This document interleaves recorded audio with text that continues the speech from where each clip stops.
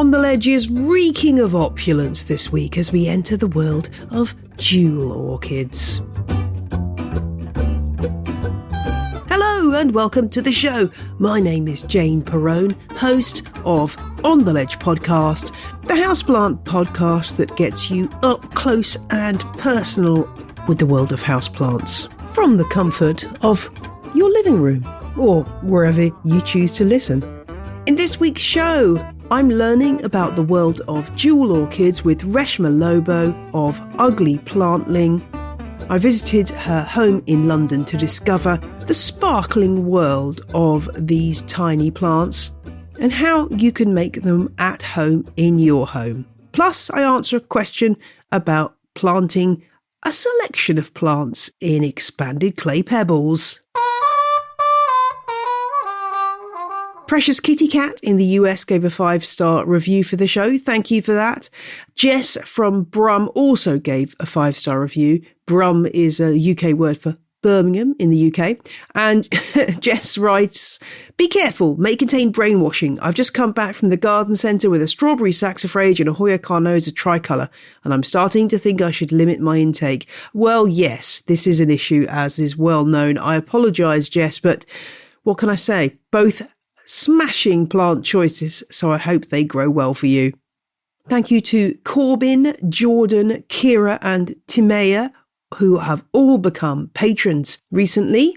If you want to find out how to join the clan of Patreon subscribers, check out the show notes. All the details are there, but the TLDR is commit to paying around £5, and for that you get access to 2 exclusive extra episodes a month, a December mail out through the post, and the chance to support your favourite planty podcast. When it comes to jewel orchids, it's the leaves and not the flowers that are the star of the show. Get them in the right light and those leaves just sparkle. But I know from listeners that not everyone has been able to master taking care of these rather special members of the orchid family. I visited Reshma Lobo of Ugly Plantling in London to find out more about this fascinating group of plants and why she is determined to produce and sell jewel orchids in the most ethical and sustainable way possible. But first, I had to find out what exactly is a jewel orchid. Here's Reshma to explain. What is a jewel orchid? Is it even an orchid? So a lot of people have actually asked me that when I was at the Garden Museum last weekend. And I thought, oh wow, people, it opened my mind to a whole different aspect of the fact that how much is out there in the plant world that we don't know about. Some of us do, some of us don't, but I thought it was very cool, the fact that people just said, is that actually an orchid? I guess common names are confusing because there are plants that are called begonias that aren't begonias. Yes, and so we all think, are you calling it an orchid because it actually is, or just... there's something called begonia peperomia? No, Oh, Pellionia. Pellionia. Yeah, Pellionia. That's often called begonia, isn't it? Yeah. Anyway. It's so confusing, but... Anyway, so coming back to what is a jewel orchid? They're orchids. They actually are. They are of the Orchidaceae segment of the plant family. The big difference is that they actually grow on the ground. They don't normally grow on trees or branches and at higher places. They actually just grow on the ground. Terrestrial orchids, that's what they are. But the beauty of them is that their flowers are not as stupendously beautiful or exciting, but it is the foliage. The foliage is just absolutely stunning. Each type of jewel orchid has a different type of foliage. So an octoculus, for instance, has very deep black, burgundy, purplish, dark chocolate type of leaves. And then you've got these veins that look like burnt fire or embers just running through. That's pretty exciting. Maculata is different. Ludicea has different growth pattern as well. And the leaf pattern is different. Dulcinea, and there's just so many varieties. The problem is that most people actually don't know that there are all these varieties of plants and also all these varieties of jewel orchids. So the jewel orchids basically are terrestrial orchids. Where does it grow? How does it grow? Well, it grows on the forest floor, under the, in the canopies of plants and trees, in the underbrush where you've got tons of leaf litter, moss and worms and things growing around. So it's a very damp, very humid, but also airy type of substrate that they actually get. And that's the sort of damp, but some moderate air movement type of environment that they grow in. And is this in Southeast Asia? Is it spread across Southeast Asia, or are there any particular places where they proliferate? There's actually different types of jewel orchids in every single continent. Okay, maybe not Antarctica, obviously not Antarctica, but throughout the tropics and subtropics, including, South America and North America, there are certain families and species of jewel orchids everywhere. Is every single jewel orchid as beautiful? No. Can you actually cultivate and grow at home every type of jewel orchid you come across? No. So there's only a small subsection of them that are actually in cultivation, and you are able to cultivate long term in a home environment or in a lab environment or a greenhouse environment. But most of these types of jewel orchids, they just grow in nature. Some of them you may not even notice, even if you're right on top of them, because this beautiful foliage that we admire so much, why did it evolve like that? It's camouflage. They're just hidden in the dry leaves and in the rocks that they are in. You don't even, sometimes you look at in situ pictures of these, which I'll send to you, by the way, and you think, where is the orchid? They're like, oh, there it is. Because it's hidden in its environment, and what it uses as camouflage is what we admire the most about it. Presumably they obviously do flower, but the flowers are not the main focus, or is there a certain appeal to the flowers too? Oh gosh, the thing is, the flowers are so intricate and so beautiful, except they're so tiny you can't see them. So you need a hand lens to admire the flowers. But yes. So right here, over here, you can see I've got a Platypalis maculata flowering. And this is the season, by the way. This is when most of your ludicias at home also should be putting out bud. December, Jan is generally when they flower. They flower at the cool season. So wintertime is when they generally flower. And they flower. But you can see the leaves are so much more beautiful than the flowers. The flowers are intricate. It's just so tiny. We're not... I suppose we're just not able to admire and appreciate them. But actually, if you look at photos of the Nocturculus, you'd think there's a fairy there with a very frilly dress. A very white frilly dress. It's one of those things. They're beautiful. It's just too tiny. Yeah, that's really interesting. And I've had lots of questions from listeners over the years about jewel orchids. So at some point, we want to get into the specifics of how to look after them. But I wanted to ask you first about the different species that you can grow in a domestic setting. I think Ludicea discolor is probably the one that most of us will be familiar with, and the one that's probably the most widely available. And I know that you're doing great work in terms of hopefully making more species available. What are some of the other species that we should be looking out for? Yeah. God. I could talk kid about in a candy store. Where do I start? So Ludicea, the great advantage of Ludicea discolor is that you don't necessarily need a terrarium environment or a high humidity environment. They grow quite well within a household humidity level. If there's one thing about all these other species that we're talking about, it's that they do need a high humidity. We'll get back to that in a minute because it's damn easy to make that happen. But what sort of species will grow well at home given that slightly higher humidity that they need? Anectoculus, or sometimes pronounced as Anectochilus as well. These species have a lot, there's a lot of species in this genera. Anectochilus is the genus, and there's loads of species in that genus. Most of them will do well if you give it the high humidity environment. Anectochilus, Platypalis, Goodyeara species. Freydarctisia is another very rare species, actually, but there's loads. Anectochilus actually has loads of species within that genus anyway. So, and each species or hybrid of it actually looks different to each other. So it's quite attractive. Everyone knows Macodus petola, of course, and Macodus sanderiana, Macodus loei, Dulcinea marmorata, which is a slightly bigger and darker variation of, or it's not a variation, it's a totally different species, but it looks very similar. It's evolved to look kind of similar to the Macodus. So these are the different species that you can very comfortably and very easily, honestly, grow at home. So we'll have to provide a list of those in the show notes, because we'll do a list so that everyone can find out more about those, because sometimes the names just slip past our ears. But that's really useful to know. And it's also very difficult because when you're reading a word, a name, Latin names, you think it's pronounced in a certain way, but when someone else says it the way, tell me about it. What was that? Do I know it? And exactly. I'm not claiming to pronounce anything properly, by the way. It's absolutely fine. There is no wrong answer. So, no, because it's a proper noun. And proper nouns can be pronounced any way you want them to be. But here you can see in front of me. So, for instance, I was talking about high humidity environment. I've literally got moss sitting in a wine glass and a jewel orchid growing in that wine glass with a smoothie Starbucks plastic cup thrown over it, which has this little bit of a hole for ventilation. It's as simple as that. And here's a vase and a drinking glass of water, maybe, with a bit of sellotape on top and a few holes poked through.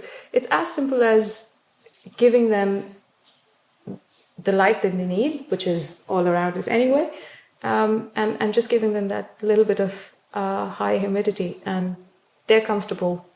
If you're comfortable in an environment in terms of temperature, the plants are comfortable as well. So rolling back, you are obviously you've gone quite far down the road with these jewel orchids. You're now tissue culturing them. But where did this all start as a fascination for you? Is it sort of a lifelong thing, or how did you first find, discover, and love jewel orchids? Oh gosh, I don't even know anymore. As you can see, I have a lot of different types of plants at home. Some of the more common ones and some not so. But I've always taken an interest in the not so common ones, the quirky ones, because I want to know how they grow and what does it look like. I like ferns that look like cactus, and I like cacti that look like leafy green vegetables. And so I like that sort of, the fact that we live in this world that has, gosh, so much variety. There's so much nature around us that I've always been quite drawn and oriented towards that. I've always grown plants. Well, I grew up in South India, and everyone's got a garden. And I don't mean garden with a pretty lawn and a couple of flowers. It's just wild. It's everything. There's a mango tree, there's a coconut tree, there's bananas growing there, and in between there are some flowers as well, and some vegetable patch behind it. And it's that sort of thing and everything grows together. There's different varieties and different types of plants that grow together. So that's the environment I grew up in. When I moved here to the UK, imagine my horror when I realized that you can't actually grow anything beyond summer. Yes, I can imagine that. It was, because back home you eat a mango and you throw a seed, and a couple of months later you already have a sapling over there. You didn't even do anything to it. But over here you need to do a lot of tending for the plants. So I had to actually find ways, because I can't grow anything outside, I had to find different creative ways to grow things inside. It was just a natural progression from that, just discovering new types of plants, different varieties of plants, and different environments that they grow in, and just experimenting. That's sort of how it really originally started. And I didn't even start with a focus on jewel orchids or anything like that. I, of course, like everyone, love Ludicea and Ludicea alba plants, and they're beautiful. And then I thought, oh, jewel orchids, really? Is that literally just the only thing available out there? And you start researching and you find out more, and you read more academic papers. But I am a bit of a geek anyway. So when I do Google search, I look at academic papers, I look at images, I use terms like in situ, which basically means in the original space, in the original situation, so to speak. So looking at all these things, you just sort of pick up a lot of stuff. And then slowly just transition to just reading more and understanding more about tissue culture, plant tissue culture, animal tissue culture, how these things work, how they impact our lives. What are the different things? I mean, I was telling you earlier, ginseng, for instance, the world's ginseng comes from tissue culture. You would never even know this if someone hadn't actually told you that that powder of ginseng that everyone in South Korea, for instance, literally everyone in South Korea has it for their health benefits every single day, actually comes from tissue culture. Half the food we eat, fruit at least, bananas and pineapples, corn, a lot of the stuff actually is tissue culture. Not to be confused with genetically modified food, by the way. It's just tissue culture. So then begs the question, what is tissue culture? Well, it's basically plants grown in test tubes. How do you do that then? Well, you take a piece of plant tissue called an explant, you put it in a nutrient solution and hormonal solution that instigates it or induces it to grow shoots, and you think, oh, that looks pretty good then. And then you take it out of it, put it in another nutrient solution and hormonal solution to induce it to start growing roots. Then you slice it, divide it up and start planting it, replating it in a very secure environment where it can grow some more, and then that's ready to be transplanted, whether that's food, whether that's an ornamental plant, it doesn't matter what type of plant it is. This is the general tissue culture process that happens. And then it was just a question of trying to apply that to jewel orchids. Now, why am I doing specifically with jewel orchids? Now, we know that any beautiful thing in the wild is threatened in its habitat because of humans. Anything that's pretty and we want in our homes, there will be somebody out there who will go into the wild and poach it from the wild to meet the customer demand and to make a living, presumably. I want a clean conscience with my orchids. I don't want endangered species that have actually been pulled out and poached and sent to me, shipped across the world.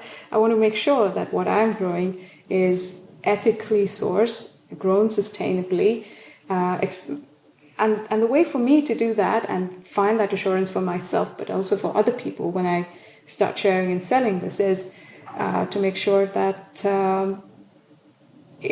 how do I make sure it's ethically sourced? The only answer is to meet the scale and demand that people would want of these things. It's to do it through tissue culture. Not to say it's easy, but it's so fascinating that you've gone down that route. And I mean, I'm really pleased that you and other people, other growers I've met, are going all out to provide ethical, sustainable plants that are interesting in this country, in the UK. Obviously, we've had a Brexit situation, which has kind of shaken things up a bit in terms of the supply chain for lots of things, including plants. And it seems to make sense to me to have lots of people doing interesting things like you're doing.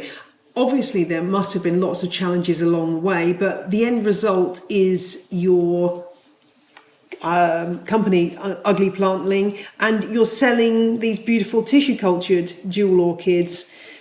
If somebody's starting out, would you recommend that they go for something like Ludisia discolor, or presumably, provided you just provide those basic needs of humidity and the moss substrate, is the world your oyster? Is there a sort of a level of difficulty with the plants you're selling? This might sound controversial, but go ahead. I actually find growing these jewel orchids way easier than Ludisia. Oh, interesting. You wouldn't believe the number of Ludisias I've killed. or at least have died in my care, let's say, not actively killed. But I actually find these way easier to manage and control compared to Ludisias, which are thick-stemmed. So they're all generally easy to take care of, including Ludisia, as long as you meet certain thresholds in terms of humidity and watering and temperature and light. They're all relatively easy to take care of. So someone starting out, what would I say? I would say go buy one. See if you can meet the kind of conditions it actually wants to be in. And if you can keep it alive, go buy another one. Yeah. If it dies, go buy another one anyway so that you can learn more about it and see what works. Because the only way you can actually learn more and more is through failure. If you pass the first time, if you are successful the first time, whether it's in growing jewel orchids or in life, what have you really learned?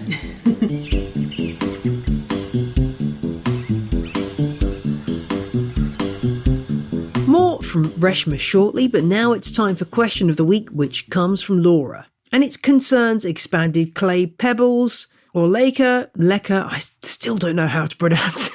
I don't think it really matters, does it? You know what I'm talking about, those lightweight, brown, porous bits of clay that you can grow houseplants in and use for all kinds of different things. Now, Laura wants to grow several houseplants in leca together, different houseplants, and is wondering if that is something that is possible. Is there some reason why I couldn't, she asks. Well, this is a good one. I mean, you seem to be very concerned, Laura, about the water requirements of the plants. I think you've got a good chance, provided that the plant's light requirements are similar. So if you put something like a cactus in there along with a maidenhair fern, that's probably not going to work on a number of reasons. One, because their light requirements are just so different, and you wouldn't be able to put that pot somewhere where you could please both of them at the same time. Obviously, if you're using leca and you've either got a reservoir of water below, or perhaps you're soaking the leca every now and again with water with fertilizer diluted into that, the plants will be able to regulate themselves. There'll be plenty of air around the roots. There shouldn't be too much problem. The only problem I can think is if you've got a plant that's got a really meaty root system, along with a plant that's got a very delicate fibrous root system, whether they will both be able to coexist, whether one might outperform the other. And I think this is a general problem when you do grouped plantings. Usually in the end, something will outcompete the other plants and do better and start to take over. This is just the way it goes. It may take 6 months, it may take 6 years, but if you do a grouped planting, it's not something that's going to last forever. And I think the best you can do is try to match up the kind of plants that you choose. And you can make life easier in terms of breaking down different groups of plants and changing things around by keeping the plants individually in their pots.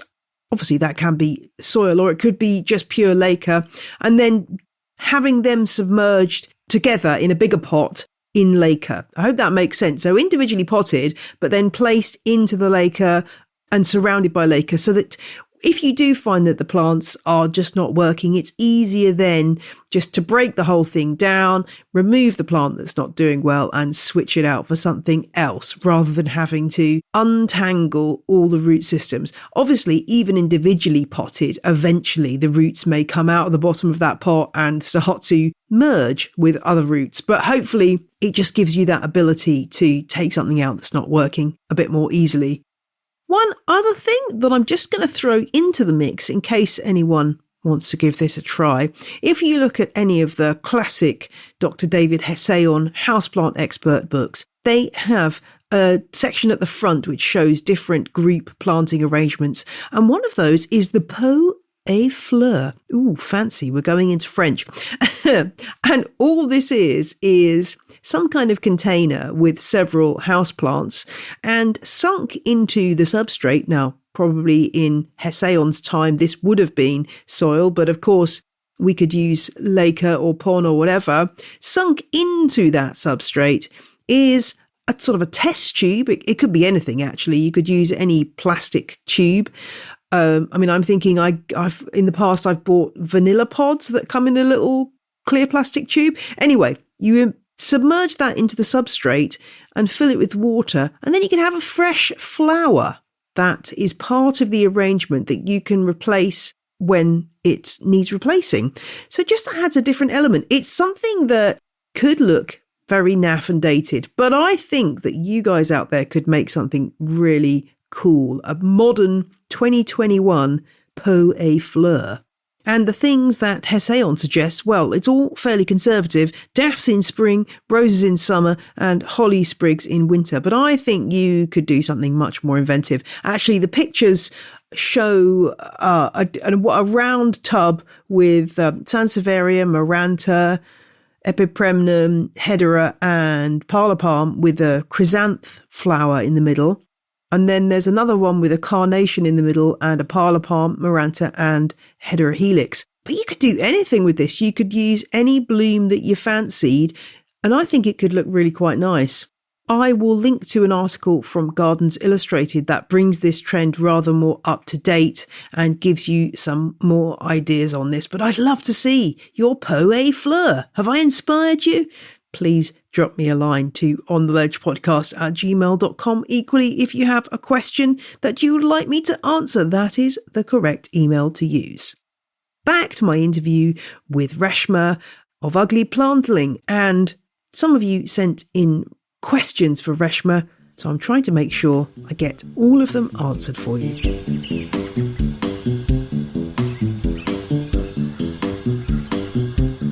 I did have a question from somebody who had a problem with some rotting of a Macodes petola.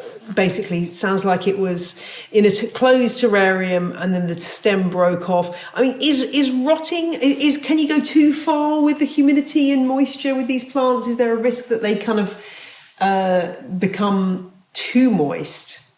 Or what else could be going on when your plant rots? If the roots don't have space to breathe and they're clogged with water or too much soggy moss or too much soggy substrate, the roots have no place to breathe. And that's a recipe for root rot. But why does root rot happen? Actually, basically, it's the bacteria and the germs that have just grown in there and penetrated the root and destroyed it, or penetrated the stem and destroyed it, right? But why was the bacteria growing there in the first place? Because there was no airflow, because the substrate wasn't drying enough, and that's a recipe ripe for anything moldy, right? You leave something in the fridge closed, it will grow mold, and that's despite controlling the temperature and keeping it in the dark place and all that. Why wouldn't that happen in a light situation where it's actually getting all the nutrients that it wants to, that mold wants to grow in? So I think the solution is really simple. I wouldn't recommend having these in a closed terrarium. I think there should always be a little bit of airflow, always, for most of these plants. Doesn't need to be a whole lot. In fact, probably not too much either. Just a little bit of, like I said, a coffee cup, one of those Starbucks plastic smoothie thingies that you get on top. Something like that works really fine because it gives a little bit of an opening for airflow. Moderate amount of airflow that it does get, but it also keeps the humidity high. So if there's root rot, can you save the plant? Snip it off, wait for it to callus, see if you can either plunk it in water and get it to root again, or plunk it in moss or some substrate of your choice and see if you can get it to root again. And that's pretty much it. If it does root, put it back in your original substrate and or moss or a terrarium, and just. So is moss the best substrate really for a lot of these jewel orchids? Is it the thing that grows best? And how do you prepare the moss? Is there anything you need to do to the moss when you get it before you plant up? It's so I wouldn't blanket say that moss is the best substrate. So I'll show you a couple of in situ pictures, and you can put it on the notes as well. When you look at the pictures of how these plants grow, there's a lot of leaf litter on the ground. That gives it coverage for the roots and rhizomes, but actually it's a very airy and very open type of substrate to be growing in. And that's what I'm trying to do with the moss. Now, I don't use dry, rehydrated moss, note. I actually use living moss. So because I give it the right sort of humidity and light, the moss is actually growing with the plants, and they're having this some form of a symbiosis over there. And moss, obviously, because it's not dry moss, it's not getting cloggy, it's not getting dry, it's not. It's actually living, it's growing, and it's making all that space around the roots. So the roots are getting the kind of aeration that they need, as well as the moisture that they need. So I've actually not had any root rot. Except the Ludicias, of course, because they were in Substrate, and for some reason I could never get that right with Substrate. So for my purposes, I use moss because, one, it actually looks quite attractive because the moss is living, it's growing, it's green, it's pink, so on and so forth, and it's growing with the thing. And secondly, the moss sort of regulates the moisture levels around the root, so to speak. So I personally find that quite useful and easy to do. But you do work with the substrate that you're most comfortable in, that you understand the most, and you can give the plant what it needs. Ultimately, I think we love to. There's this unsaid expectation that we give what we can to the plant, and we expect the plant to survive no matter what we give them. But it should actually be the other way around, right? It's like, what sort of environment does the plant want to be in? And we should try to give that plant that type of environment, whether jewel orchids or not.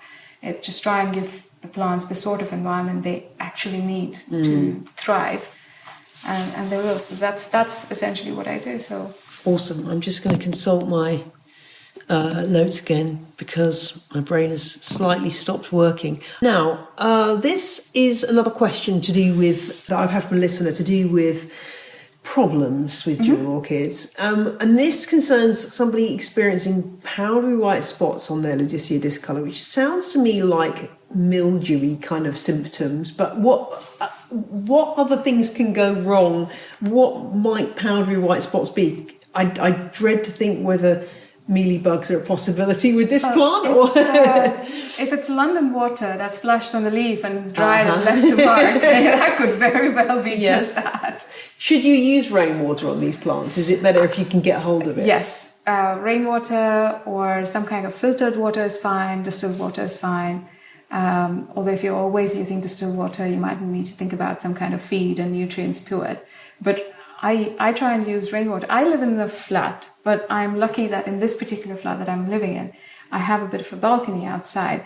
My neighbors probably absolutely hate me, but I've got tubs and buckets and grow trays. You've got a great setup there. I love it. Set up over there just to catch the rainwater, tip it into the tub.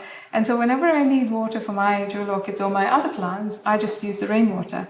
I only use tap water when it hasn't rained for several weeks and I haven't managed to catch enough water. Then I use tap water, but not all the time as tap water. So tap water, I think, is bad enough in the best of circumstances.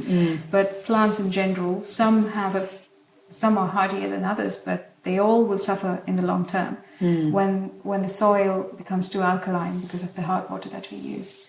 Again, easily remedied if you put your mind to it. But But coming back to your question on powdery mildew, if it is mildew, I've had mildew on my begonias last year, and it was a painful experience that at least 20 different species of begonias had to be binned in the end, because no matter how much you chop it, how much treatment you do, what type of treatment you do, for some reason it just keeps coming back. Because again, it's fungus, right? And if there's a mold spore in the air, if it settles on a leaf, that's it. That's all it takes. And no matter how much cleaning you do, it just keeps coming back. I feel your pain. That's the only time I've ever, really been devastated to throw things out. But just begonia powdery mildew is it does not go. No, it does not go. It just people keeps say I'll spray with this, you. and it doesn't. It just keeps infecting all the other plants as well. Yeah. And then you've got to cut your losses and say that this is it. I'm still traumatized from the experience. I don't have that many begonias anymore, only about 5 or 6. Touch wood. My current begonias have not got any mildew. Long may that continue. But it's a problem. But presumably any plant that's perhaps living in a slightly higher humidity situation has the potential. With no airflow. Particularly when there's limited airflow. What about pests? Are there things that like to snack on jewel orchids? Snails absolutely love them. Oh, that's a pain. And they go chomping down on them, chomping down on the leaves. So if you're using moss, you've got to make sure that you prep it and clean it. How do you clean it? What's your process? Hydrogen peroxide. Any old food grade hydrogen peroxide, diluted to the right strength with water. I soak the moss for a good 10 minutes. Rinse it out, and then I use clean water again to soak it out and rinse it out. And this is live moss. And despite that treatment, actually the moss does recover and it will continue to grow. At least in my experience, it does. Right. That's what I do to moss. I don't... So I make sure that I don't mind any kind of beneficial insects in the population that I grow. And there's probably some beneficial insects in the moss and even in my little pots of jewel orchids. But I just make sure that the key pests that we worry about, things like thrips and the mites, spider mites and snails are not. If you've got a thrips infection, dump it. Seriously, it's not worth the hassle. Dump it, get a new one. Because again, going back to my point on cutting your losses, the thing is you're trying to save one plant, but if you've actually got loads of other plants, you're just risking an infection, a cross-infection with all your other plants, and that's a much bigger heartache than letting go of one plant. But most of the others, not thrips, spider mites are fine, mealybugs, things like that, I think you can easily treat them with the regular treatments. I haven't actually, maybe I've been lucky in that sense that I haven't actually had any of my jewel orchids get any sort of pest infections, the snails chomping down the side. And have you found a sort of a place, is there a UK jewel orchid community out there? Are there fellow enthusiasts, or are you finding yourself very much on your own in this particular fascination? I wish there was a community, but I haven't actually. I think jewel orchids in this range and variety that I offer is relatively new to the UK. And I think that'll take time for people to, once they're exposed to all these different things, they try all these different, growing all these different orchids. And I think that's just going to take time for people to band together and compare notes and actually support each other in that sense. There are, on Facebook, I've seen a couple of jewel orchid groups, but they're European posts. Most of the people in those groups and the posts and everything, they're more European than UK based. But I do know that there's loads of people who are getting into jewel orchids now, and they're discovering the joy of jewel orchids. I'm just looking at you and seeing the light falling on your face, and it's reminded me that we haven't really gone into a detail about light with these plants. Obviously, it goes without saying that they don't need to be in direct sunlight. Not at all. But is it? And neither do they need to be in the darkest corner. But is there any kind of? I always find it terribly difficult with light because everyone's home is different. But how do you know that you've hit the sweet spot with in terms of light? Can you tell just by looking at the leaves and being the right kind of colour and consistency and texture? Yeah, you can, but leaves don't react overnight. It takes a time to adapt to a certain condition. But actually, there's a really easy way of thinking about these things as to what is the right circumstance and situation and location and environment for these plants, right? Think about the environment that they actually originate from. These are little understory plants that grow in the dappled shade of bigger shrubs and trees around them, in mostly tropical or subtropical climes and at different levels of elevation. So what does this mean? Breaking it down a little bit, little understory plants that grow in dappled shade. So they're growing quite close to the ground.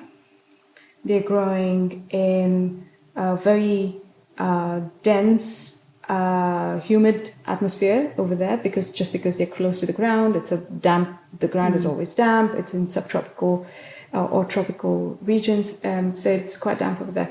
But thinking about all of this in terms of light, in terms of watering, in terms of humidity, and in terms of substrate, what that tells me is that the substrate should be something that's airy and damp, either moss or soil, some bark, anything that you put in there that's very loose and airy and just lets water flow through, but also holds moisture, just doesn't get cloggy. What it also tells me is clearly they don't get a lot of light.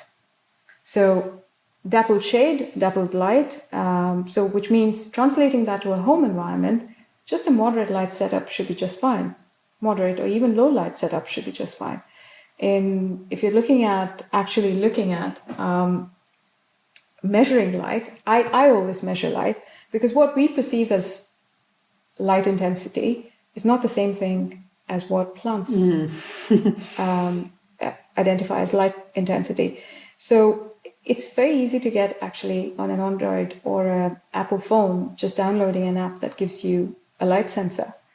And if you get one of those, it's damn easy, because it tells you how much light per second is hitting that sensor.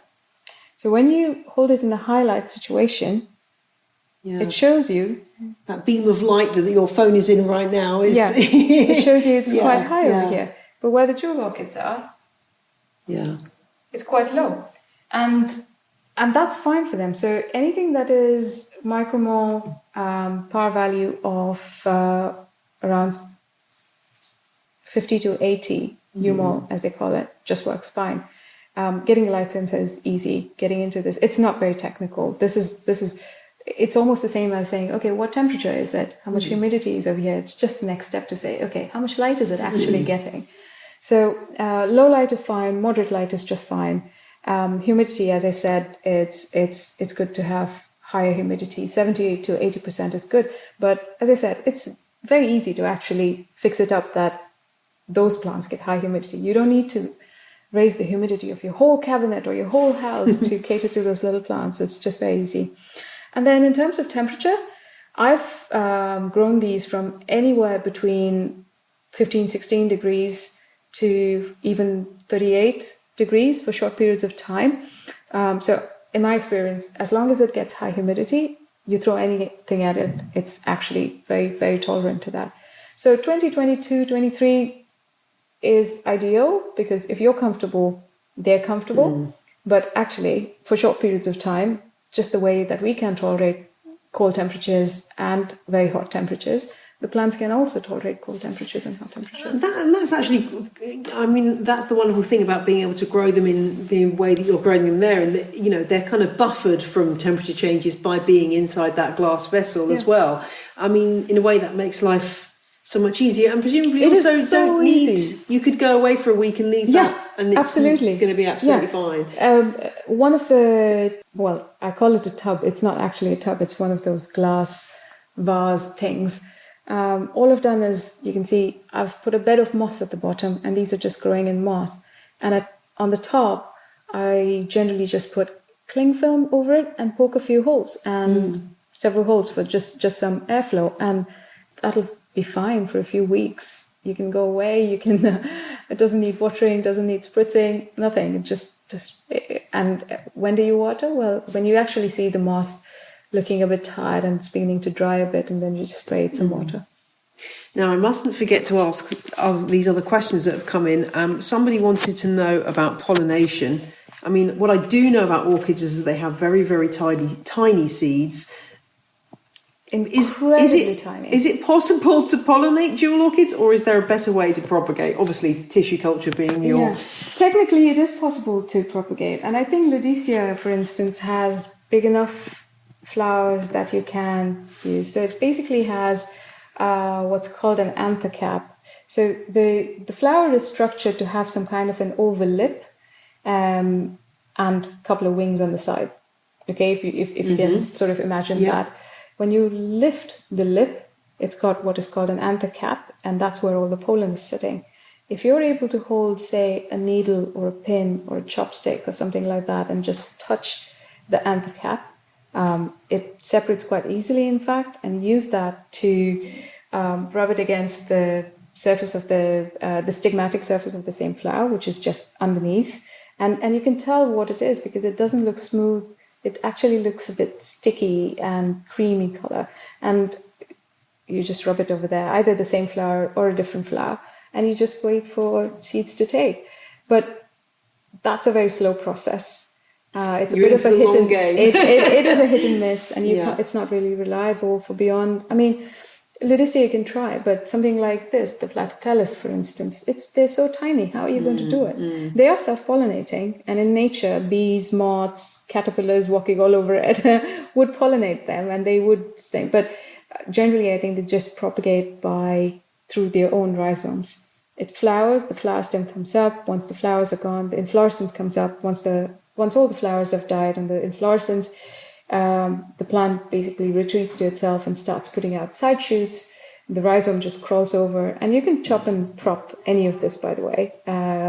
You can cut any of these and just make sure you've got a node and leaf, and prop them in either water or through moss, and you have a new plant and plant it back in. So it's very easy to, you can propagate at home. It's just not going to give you the kind of scale you want in the time, if you want it quickly.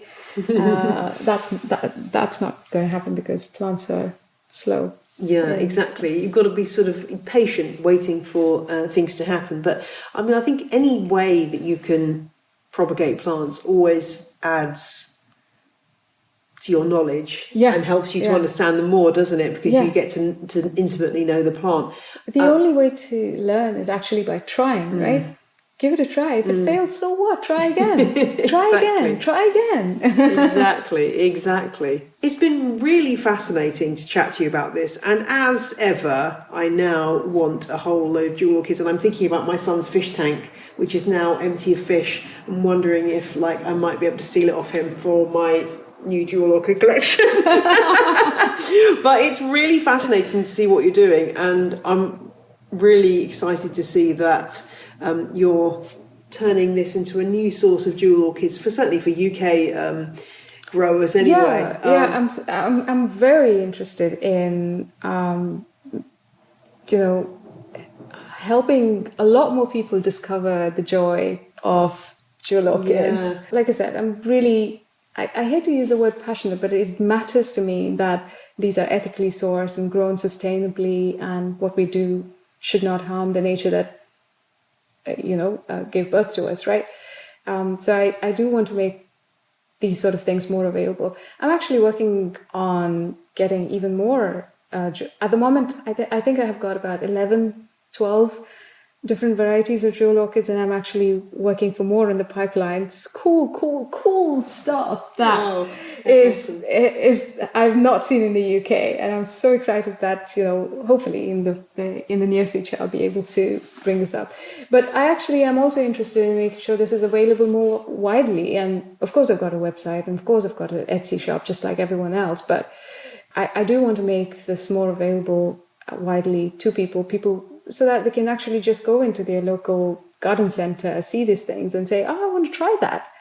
I want to learn more about this, and I want to try it. I want to grow these things. And, I don't know quite how I'm going to get there, but I would like to make that happen. Well, I'm excited for your ambition. And just tell everyone how to find you on the various platforms. Sure. I mean, we'll put it in the show notes, but it's good to have it. Yeah. I'm probably more active on Instagram than any other social media at this point in time. So Ugly Plantling is the handle. Just one word. Think of ugly duckling and just replace the duckling with plantling.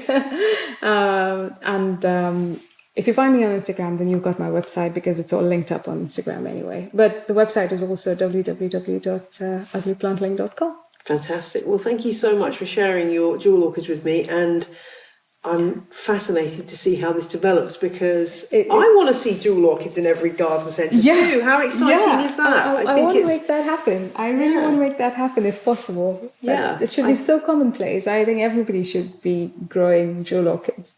The world needs more jewel orchids. Yeah, I think that's a very good positive note to end on. Thank you so much. Thanks, Jane. Really appreciate it.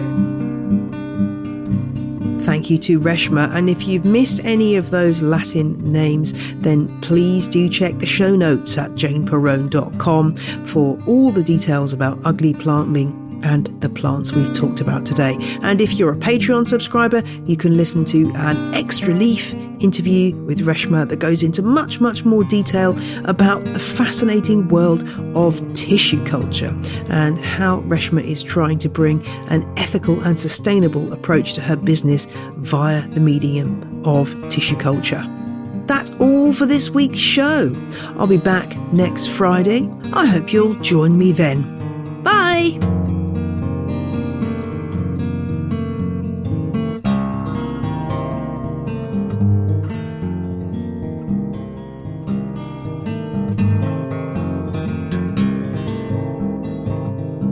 The music you heard in this episode was Roll Jordan Roll by the Joy Drops, The Road We Used to Travel When We Were Young by Kumiku, and The Encouragement Stick by Dr. Turtle. All tracks are licensed under Creative Commons. Visit the show notes for details.